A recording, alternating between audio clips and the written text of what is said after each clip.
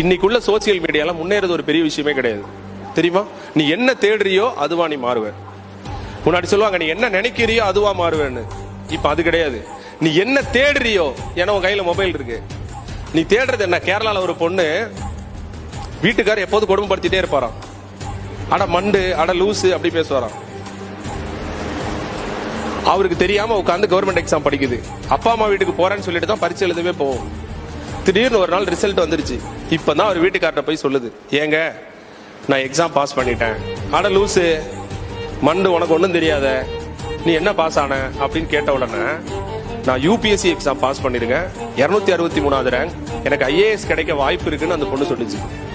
எந்த கோச்சிங் கிளாஸும் போல வீட்டிலேயே இருந்து வெறும் செல்போனை யூஸ் பண்ணி, அது வீட்டுக்கார் வேலைக்கு போனதுக்கு அப்புறம் அந்த செல்லை வச்சு யூஸ் பண்ணி படிச்சு, அப்போ இன்னைக்கு உள்ள வாய்ப்பு வசதிகள் அதிகம்.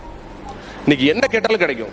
அப்ப முன்னாடி காலத்துல நாங்களாம் போராடுவோம், ஆனா எங்களுக்கு வழிகாட்ட ஆள் கிடையாது. இன்னைக்கு வழிகாட்டுதல் அவ்வளவு இருக்கு, ஆனா போராட நீங்க தயார் இல்லை. உங்க மனசு போராட்டம் வேற எங்கே இல்ல, உன் மனசு கூட நீ போராடணும், அவ்வளவுதான்.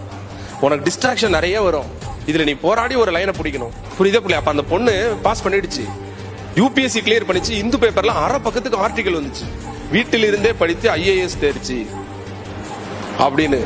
அப்போ யோசிச்சு பாரு, அது தேடுறது ஐஏஎஸ் ஆவது எப்படி, அது தேடி இருக்கு, அது வேலைக்கு போயிடுச்சு. நீ போன்ல அடியாத்தி இது என்ன ஃபீலு, உன்னால நான் ஃபெயிலுன்னு நீ பாட்டு கேட்டு சார்ட்ஸ்ல பார்த்துட்டு இருந்தேன்னா, ரீல்ஸை தள்ளி தள்ளி நீ ஃபெயில் தான். நீ என்ன தேடுத? உன் மனசாட்சியத்தோட சொல்லு, நீ ரீல்ஸ்ல என்ன தேடுத? உன்னை அறியாமலே எவ்வளவு நேரம் வீணா போகுது. Download ShareChat.